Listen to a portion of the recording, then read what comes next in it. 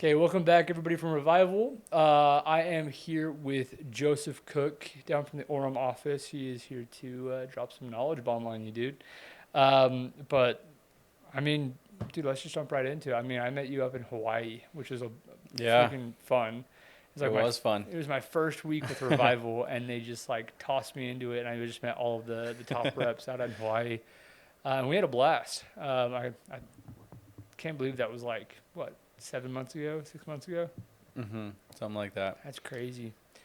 Well, dude, I kind of want to pick your brain a little bit about how you do things on the doors and how you prepare yourself and kind of just get ready to be a killer because you are incredible when it comes to closing and before setting as well. But yeah, my first question for you is how do you mentally prepare yourself before knocking that first door of the day? Yeah, that's a good question. I think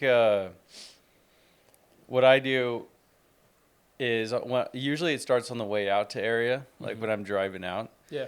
Usually usually the best days are the days that I'm kind of visualizing what's going to happen when Hmm. I get out on the doors. And it's really is like a mental hack, you know. And I take a lot of things from the book Psychology of Selling. That's like one of my favorite sales books, Hmm. and I really like seeing my previous successes in my head. So I just kind of think about previous sales that I've had, like previous days where I've had success. I love thinking about previous laydowns that I've had, like just easy customers, like people that you run into, and it's just process just goes so smoothly. Everything goes great, and so I just kind of have those experiences running through my head, almost like a movie, almost, and it makes me feel like they're gonna happen again. So when I get out to area and I start knocking, I literally feel like those experiences are going to repeat themselves, and that's how I prepare before I go out on the doors. And it's really helped me, and I've noticed that the days that I do the best are usually the days that I'm doing that. And it almost becomes a habit. Hmm. Like you start to, like the things that cause success, you start doing it without having to think about it. So now when I go out to knock, it just kind of happens.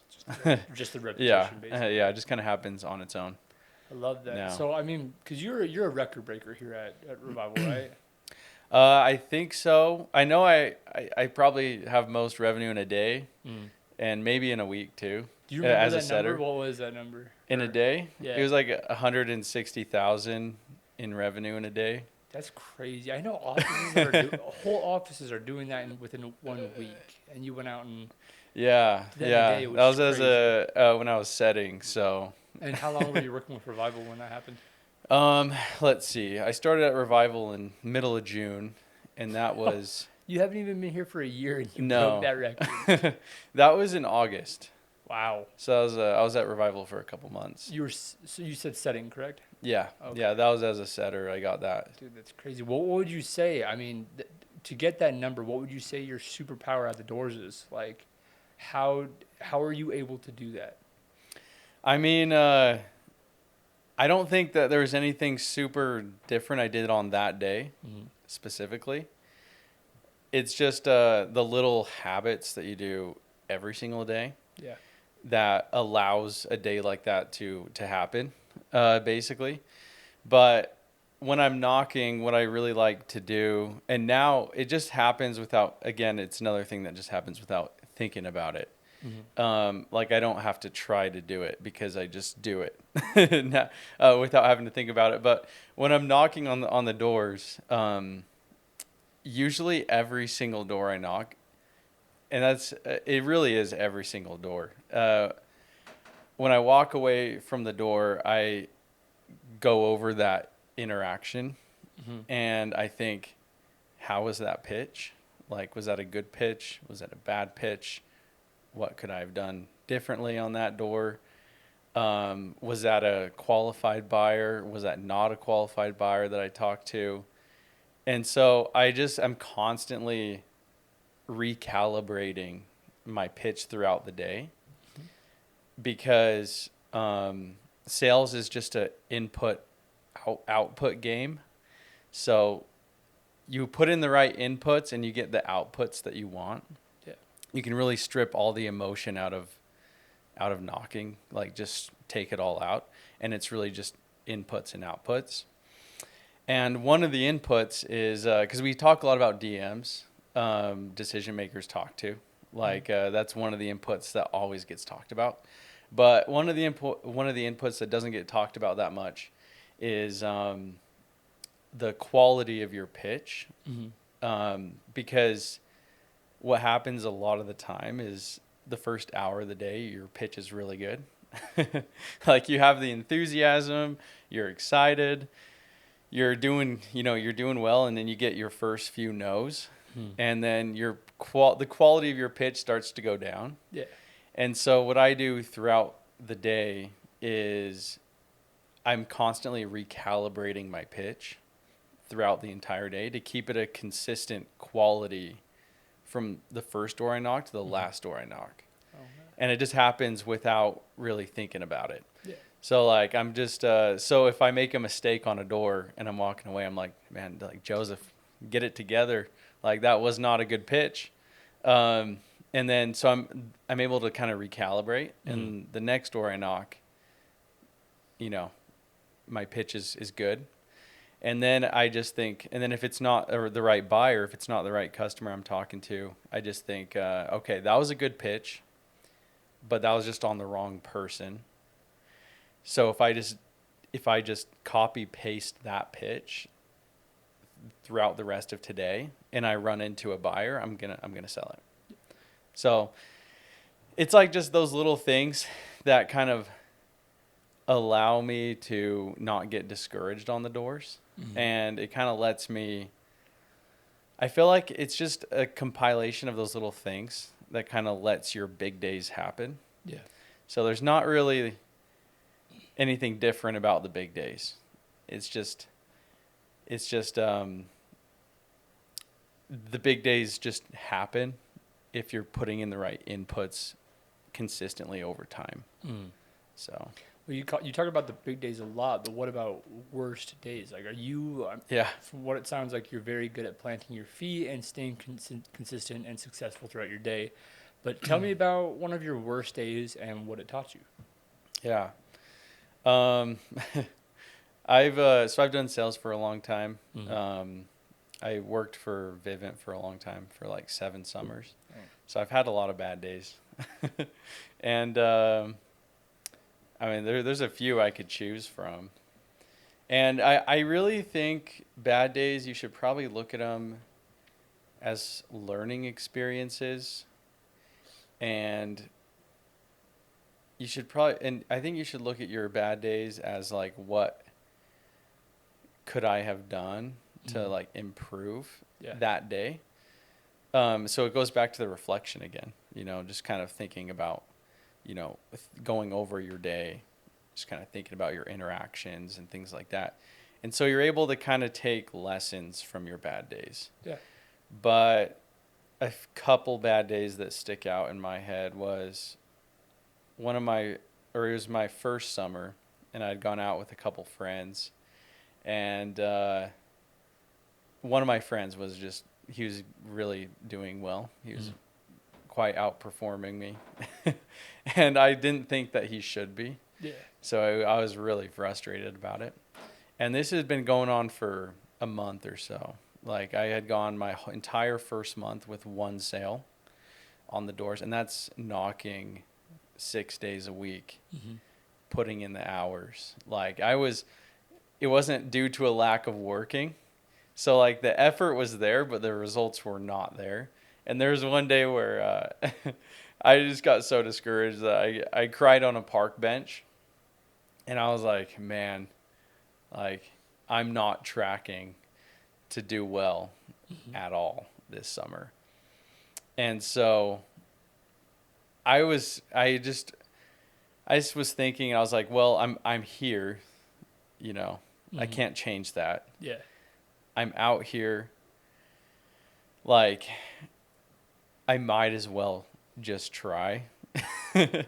So I got back up again and I finished the day out. I got inside 2 more homes that day, which was encouraging for me. I still didn't make a sale that day, but just I feel like it just kind of taught me to put in the effort without any reward, which I think is kind of necessary if you want to get good at this. Yeah.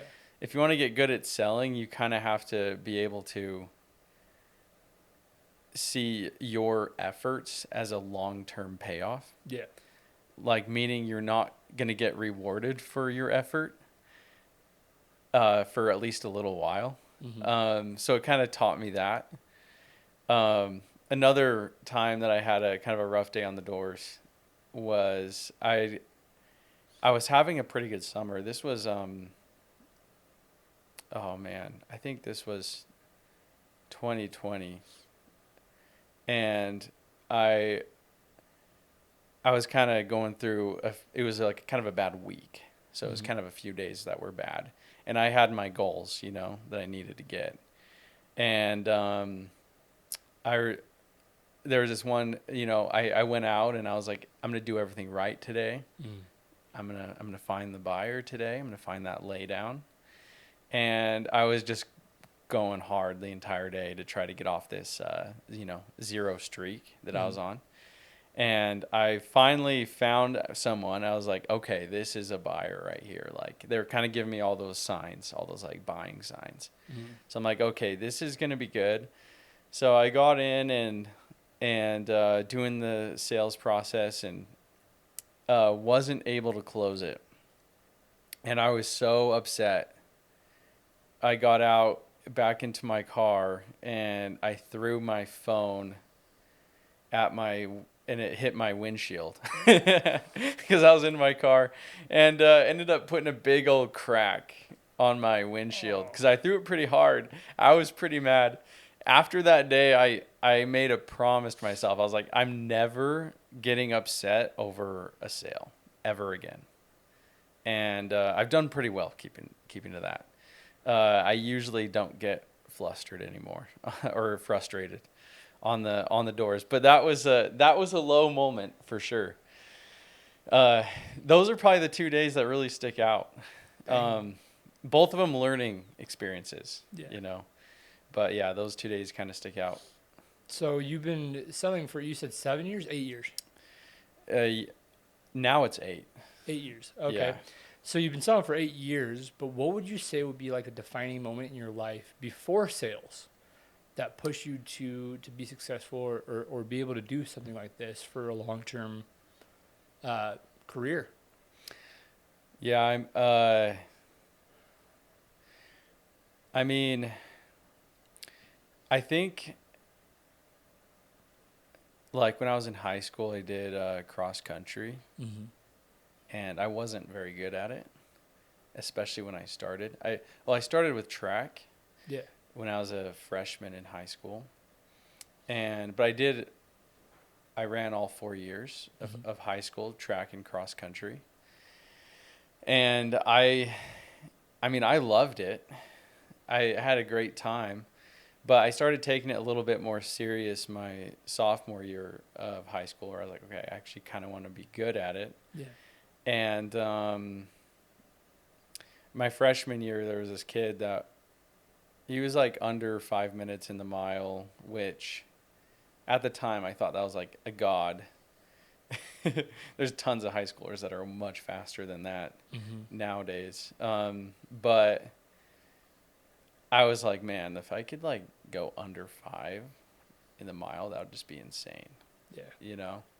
And I was so far away from that. Like, I was so far from that. And I just remember like working so hard, and it was fun. I had a lot of friends. It was a good time. The process was actually the best part of the whole thing. My senior year, I finally was able to break it that time, just barely. But just putting in that effort for that many years and starting out really not being good at all at something, Yeah. and then being able to, like, you know, through trial and struggle, be able to, like, be on the varsity team and stuff like that.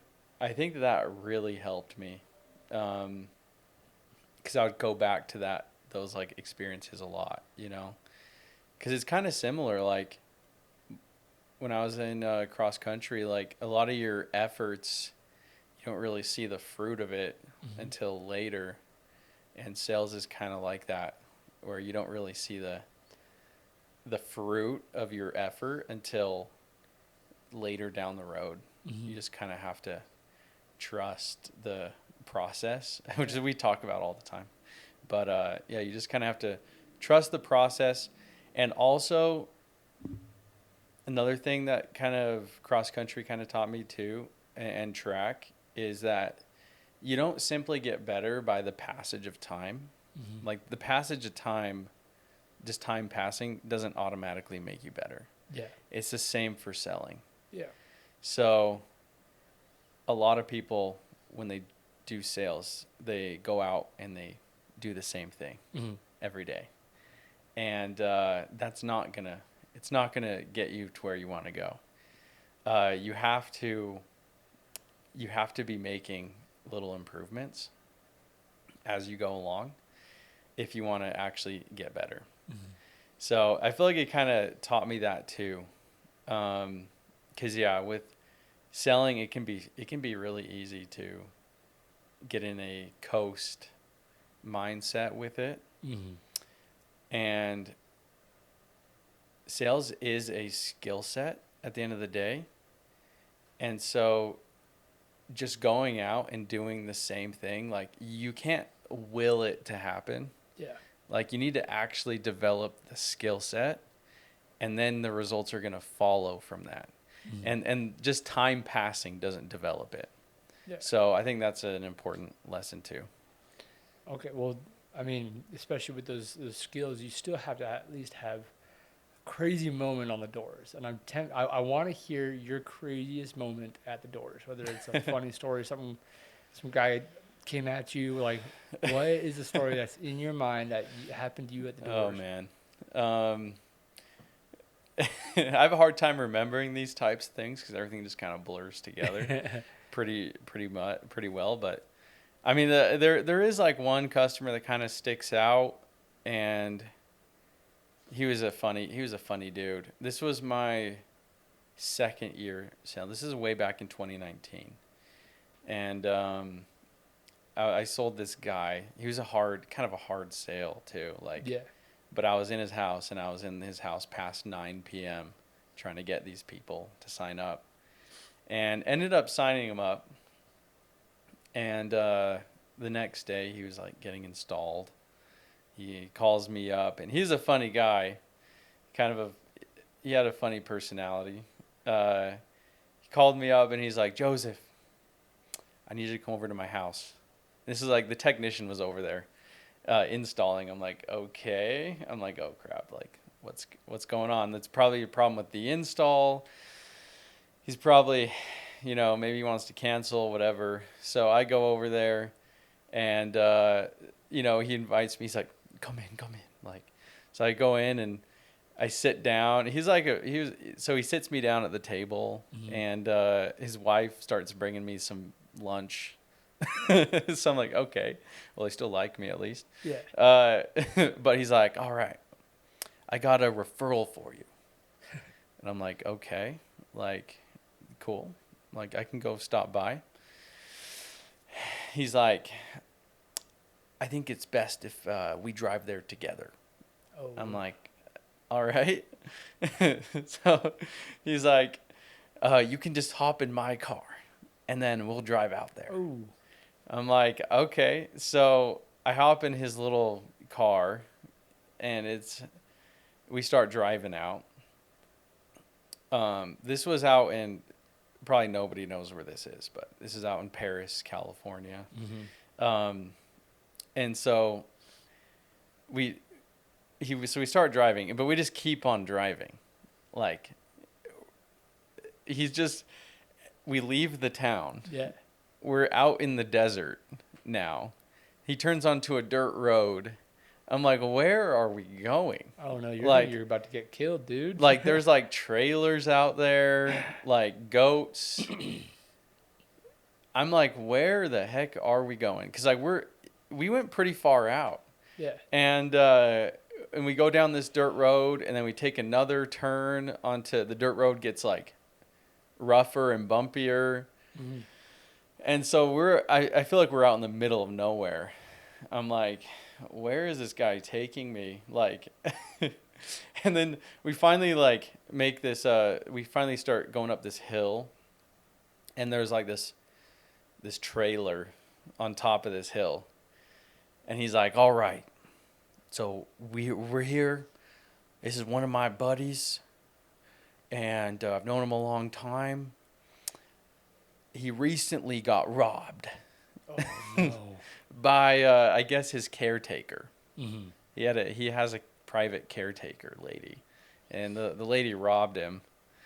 And so we pull up to his like trailer, and we go inside, and this dude is not interested whatsoever. Like, I mean, like, he does not care at all. But his friend just thinks that he should have a security system, have Mhm. like cameras for his trailer. So I'm like talking to him, and I know pretty fast that like this isn't gonna be a sale. I know pretty quickly that like this guy's not really a qualified buyer, Yeah. and but his friend keeps on trying to convince him. So I'm sitting there, and I'm probably there for like 45 minutes to an hour, just listening to this guy try to convince him to sign up. Yeah. And he's saying like, I don't need security. If somebody comes up here to my trailer, I got my double barrel shotgun, like I'll just shoot him. Yeah. He used to be like a detective in LA. I find out he actually owns a lot of the land around his trailer. Yeah. And like a lot of the other trailers rent from this dude. But he's just like this crazy old guy. And then he asked me to like fix his TV. He's like, you look like a sharp guy. Like, how about, can you fix my TV? I'm having some problems with my TV. And I'm like, sure. So I go and I start looking at his TV. Him and his friend are still like arguing about him like signing up, stuff like that. He's like, but you got robbed. Like, you need this. You got robbed. He's like, well, I fired her ass. Like, so that's what he's saying. Like he's saying that he fired her and all this crap. So she's like gone forever. Yeah. So he just doesn't see a need at all whatsoever. But like, so we finally leave, and he's like, we were so close. Like my customer was like, trust me, or we're gonna get him. We're gonna get him. Like, we're so close. Like, he needs it. You just like sit there rolling your eyes the entire Yeah, time. I'm like, okay, well, yeah, we're probably not gonna sell that guy. So we start driving away, and on the way out, we didn't see this on the way in. We see this on the way out. There's like this big armored like SWAT vehicle at like one of the neighboring trailers, Yeah. and it is packed full to the brim. I'm like, this is like a dump truck sized vehicle Yeah. that's packed full to the brim of marijuana. And they're like hauling it out. Like there's all these people in like these like body armor. They have like their guns and Yeah. stuff, and they're like hauling out all this Oh my gosh. all this like marijuana from this trailer. You just felt like you were in an episode of Breaking Bad, dude. Yeah, You just- and like we're driving past it, and the whole car, it comes through the AC. Whole Yeah. car just smells like marijuana. And my customer, I look over at my customer. He's like, oh, we just got a free high today. And he just starts like laughing about it. I'm like, dude, this guy is crazy. He's got some screws loose. And then so we drive back to his house, and he shows me his little hat Mhm. in his garage has like two little holders for beer cans. He's like, I got to show you something else. So he shows me that. And then we finally part ways. And Oh my gosh. so that was an interesting experience. You just had a customer take you on a little adventure throughout the day. Yeah, yeah, it was kind of funny. I had no idea where that was gonna take us. And that was still securities, right? Yeah, That was yeah, security. yeah. That's crazy. Yeah, so with security, you probably have met some really interesting people, especially people who are more on like more afraid. I mean, it sounds like a lot of these people are like, I just got robbed. I had this experience and I need cameras. A lot of my family members actually work for Vivint still, so I Oh, understand cool. Yeah. what they go through and what kind of customers they're dealing with. But tell me the difference between Windows and insurance, or not insurance, but security. That's a Like, good question. what is the stark difference when making a sale compared to both? Yeah. It's actually more similar than what you'd think. I mean, the obviously the hot buttons are different. Mm-hmm. So with security, the hot buttons are typically, yeah, like I had something happen, you know. Based off fear. I want to be able to keep an eye on my driveway, my front door, my Mhm. backyard when I'm not home. You know, we had a guy, you know, there's people posting in the neighborhood, you know, they had someone walk in their backyard and circle around their backyard with a flashlight and they Yeah. posted on the neighborhood app, you know, so we're just kind of worried. We just kind of thought it'd be smart to see, you know, keep an eye on our backyard. We had a package get stolen, whatever it is, you know. Vivint, it does solve a lot of problems for people. Mm-hmm. I actually think that the Windows is an easier sale because it's a more simple product. It's a lot more needed too. Yeah, And a lot of problems. it's really simple. It's a simple Vivint is a complex system Mm-hmm. with a lot of moving parts to it. And so um, you have to make it simple for the customer in order for them to sign up. But with Windows, it's a very simple product, Yeah. and the problems are very apparent.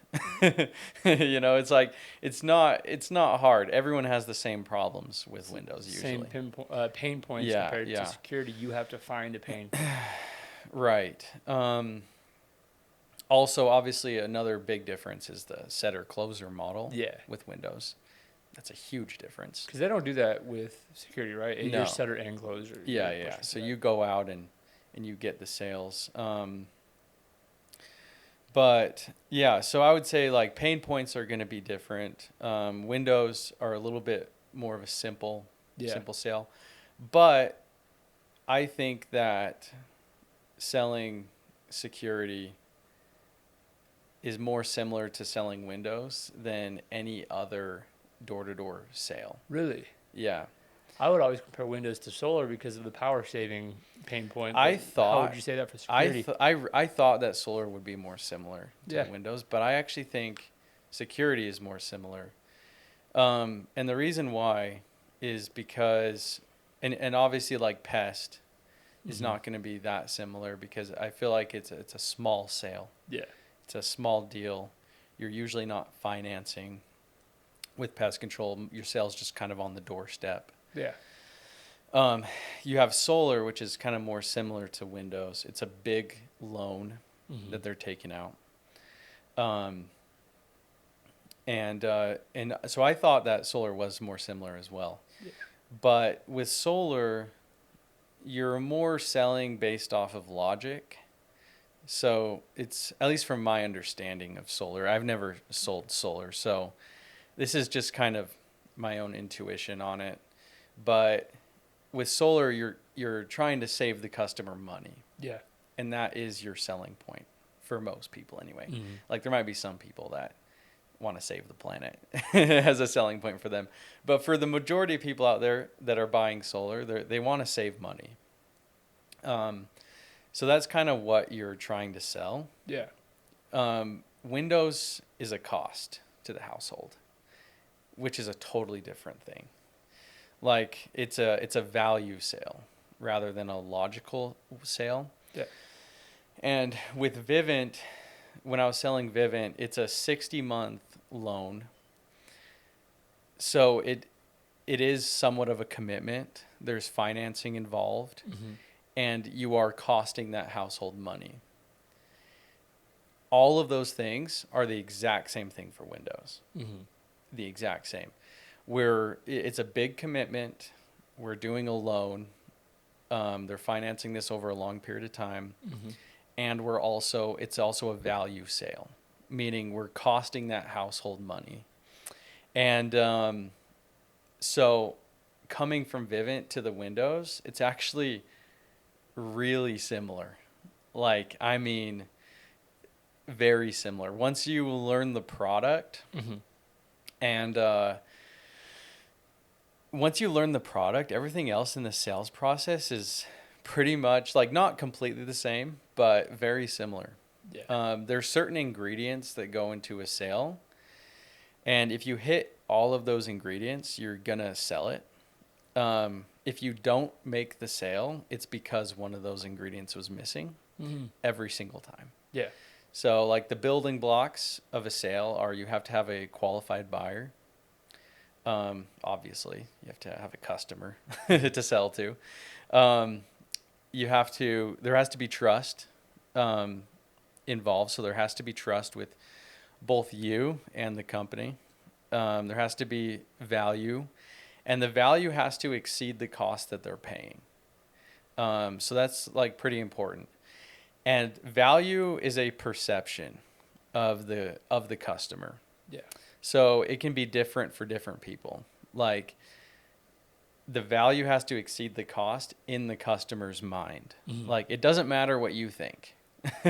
If you think it's worth it, it doesn't matter. Yeah. It matters what the customer thinks.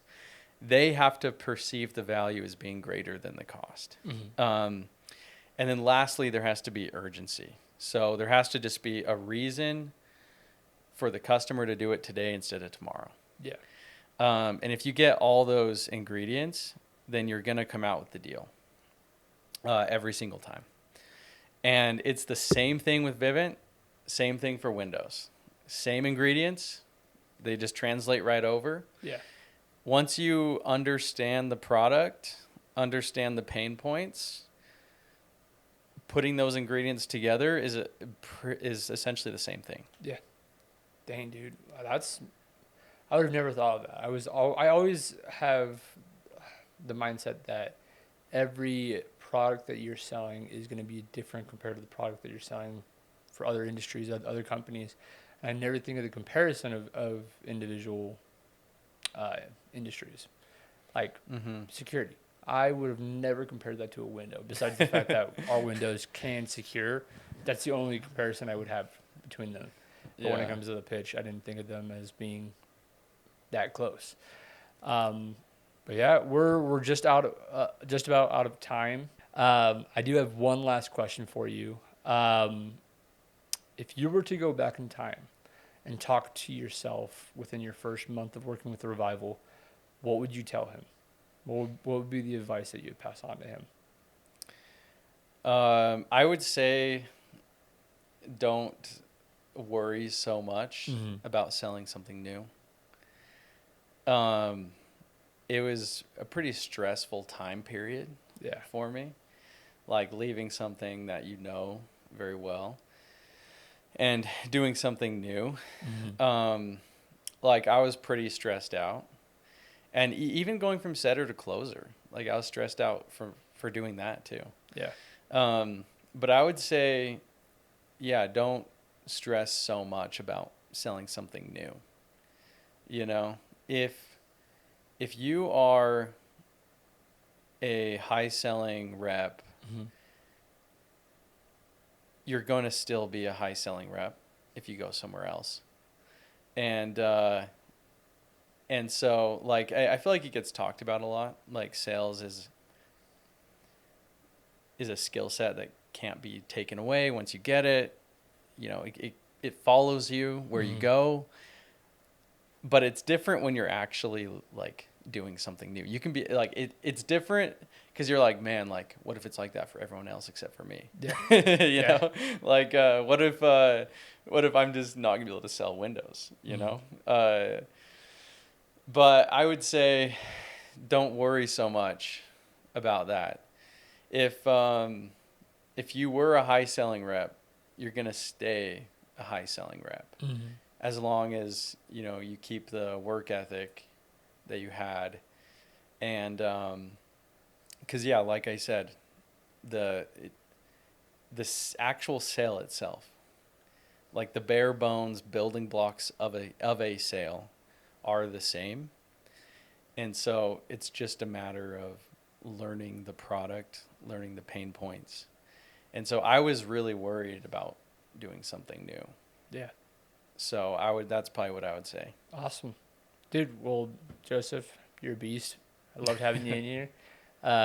Hopefully I did all right as a host today. So Yeah, no, thanks for inviting me. It was awesome. fun. Sweet. Okay.